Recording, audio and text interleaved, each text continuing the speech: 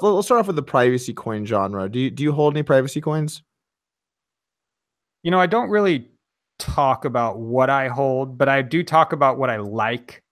I So like same or a friend asking for telling you for a friend that Monero is really cool. I just think I do think Monero is really cool in many ways. I think it's sort of like when people first learned about Bitcoin in like a sort of a cursory overview, they're like, oh, it's anonymous. And then like remember Silk Road back in the day? I don't know if that's too old for everybody yet. Wasn't anonymous. Hashtag free Ross. That's bullshit. Then the people saw Bitcoin, they're like, okay, you know, anonymous currency. And then the creators of Monero were like, no, that's called pseudonymous. And that means, you know, your IP is on it in some spots. And so then Monero was to me like the correct answer to like, okay, well, this should be anonymous. A lot of people thought, okay, crypto, what's the point if it's not anonymous? And Monero to me, from the community support, I thumbed through your Fluffy Pony podcast from last week. It was really good from the parts I listened to. Don't know him personally, but always interesting to hear him talk. And I think that from the community, the way that the community is driving it, the way that I've seen Monero evolve is exciting to me. I think that is how it should be. Like all these cryptos, we're so early. The UI experience for Monero is atrocious right now. The UI experience for most cryptos is atrocious. For Monero, especially so. That will be solved over time. It just will. I was in Anarcho-Poco recently, the libertarian, anarcho-capitalist libertarian gathering with crypto. I'm not a conference guy, Doug. I have a wife, I have a kid, I live quietly. I don't go to these things. The last one I went to, I think, was 2012 or something. Wow, that's a long time ago. Yeah, and I saw some old friends there too. And there was an excellent debate and discussion with the people from Edge. Edge were there, and the multi-currency, the multi-asset wallet. And I'm like, why don't you guys have Monero? Like everybody wants to carry Monero on their phone, I assume. You know, they want an untraceable private crypto for whatever. If you're doing dirt, if you're not, if you just don't want to tell anybody about whatever the transaction is, big or small, whatever. You just want your privacy.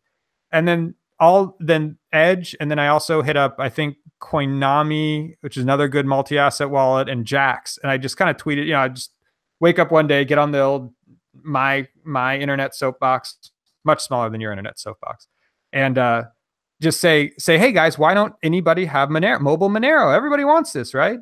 And all of them are like, oh, technical hurdles too big. You know, oh, I can just add shitcoin number 7. That's a copy of Bitcoin. That's a copy of Litecoin. That's a copy of this. That adds easily. And you know, Monero is hard. It's a different algorithm. You know, this is different crypto. They built it from the ground up, so it's hard for me. So I won't do it. That'll end. Somebody will be the first. Somebody will win that race, and Monero will become much more easily usable in an IRL situation. I don't know if you've seen the new crypto banger from the N888, the Digital Gold, the new rap song. It was a great rap song about crypto where a guy says to convert your stash box to Monero, kind of encouraging the real life dirt doers, the weight movers, if you will, to use Monero instead of US dollars. And I think that you'll see that. I mean, Privacy Coin naturally lives on the Darknet and naturally fuels Darknet drug markets. No one likes to talk about it. Nobody likes to say that's how Bitcoin started. It was the underpinning of the original value of Bitcoin in 2010 and 11 was Silk Road. You could buy online drugs with it. An ounce of marijuana equals X number of Bitcoin. Thus, you have an economy, you have a trading platform, you have value to the Bitcoin. Now it can be used for other things. Online porn, drugs, and online gambling generally lead the charge in almost every new tech, especially payment processors. Your online poker, I don't know if you ever had an e-passport card back in the day or a net teller card. I think I had e-passport. I haven't heard that yeah, 10 word in so many years, but you said it and it like triggered. I was like, we're gonna play some poker. It like triggered something inside of me. But yeah, I've heard of that. So give ePassport a solid Google one day. It was made because online porn companies were just getting Visa closed, merchant closed, can't do business. ePassport decided to take the risk and be their payment processor. All of a sudden, you have the groundwork laid for a payment processor. When the online poker sites ran into the exact same problem, they went to ePassport for their fiat solution. And it had built a huge base. I think it's porn affiliate payments is how they started. And again, this is decade plus old, long dead tech. And but yeah, we blaze the trail, Doug. We're doing the good work by gambling online. It come right after porn, right after drugs and porn is us. That's, we're in good company. The Lord's work for sure. So it's an interesting subject though to talk about. I saw Zuko on Twitter from Zcash tweeting about something where an article talked about people using Zcash as a way to participate in illegal markets or to buy and sell illegal goods. And Sure. he tweeted something that was like, look, this is totally unproven. They have there's no evidence here of this. This is basically just like an attack on Zcash.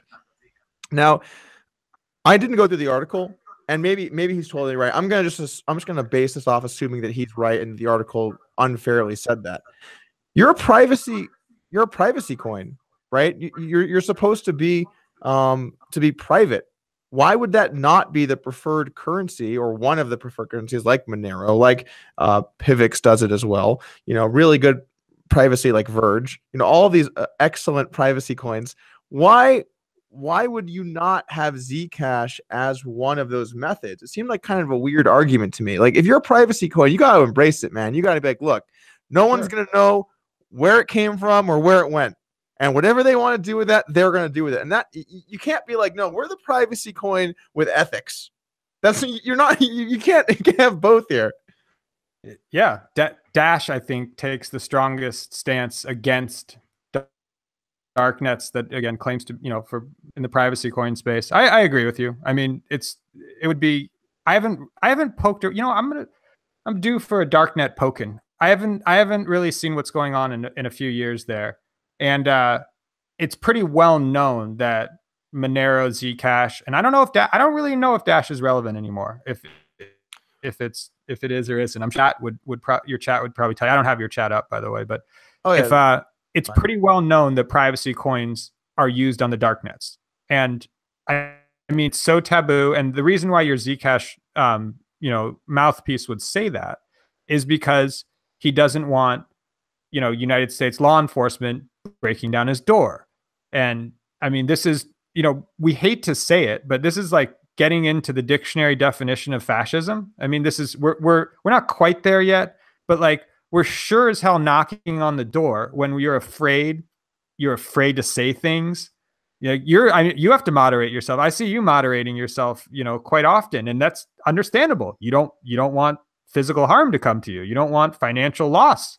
And I agree that Zcash is used for darknet drug markets. I mean, this is voluntary trade between two people, and voluntary trade between two people when it has to deal with a stigmatized substance like marijuana, which is getting more legal.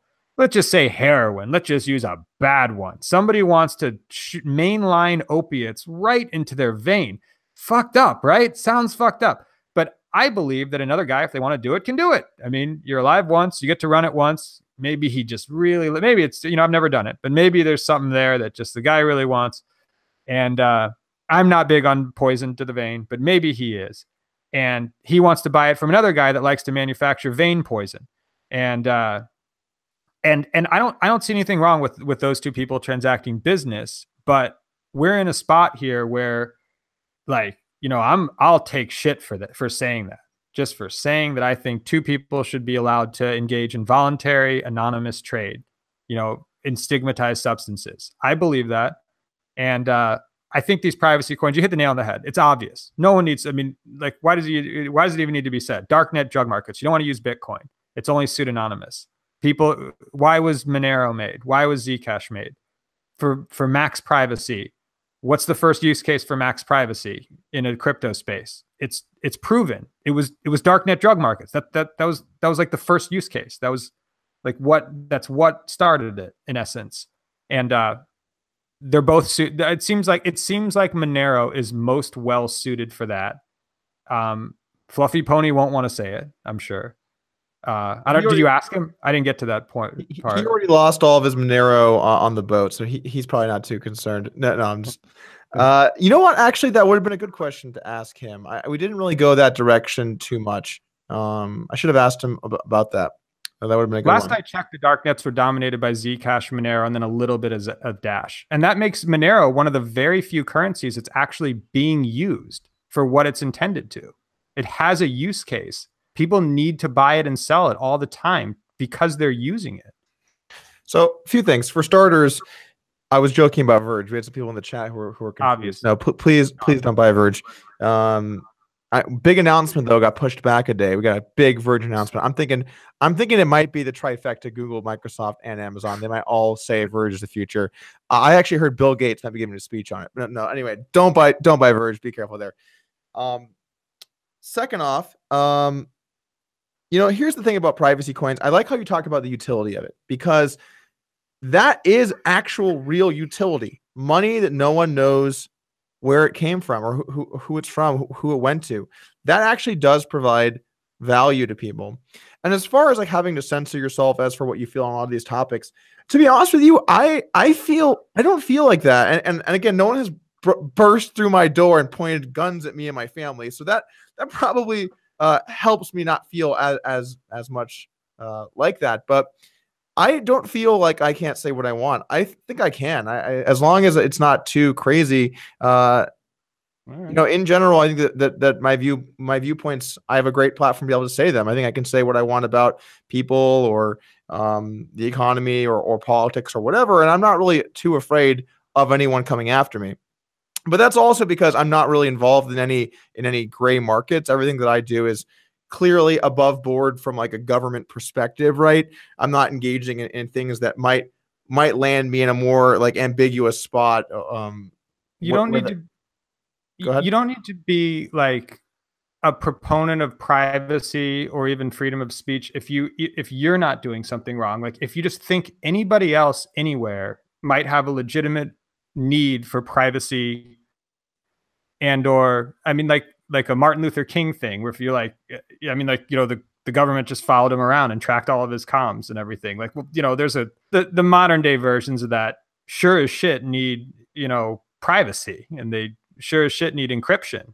And, and you're like, I'm doing everything above board. And like, yeah, and it's understandable. And the gray market stuff, like, back in the Seals with Clubs days, like, that pushes the envelope, that furthers the conversation, just to, in a very narcissistic way, to liken it to Snowden. There you go. There's just a, me and Snowden basically did the same thing. It was basically the same thing,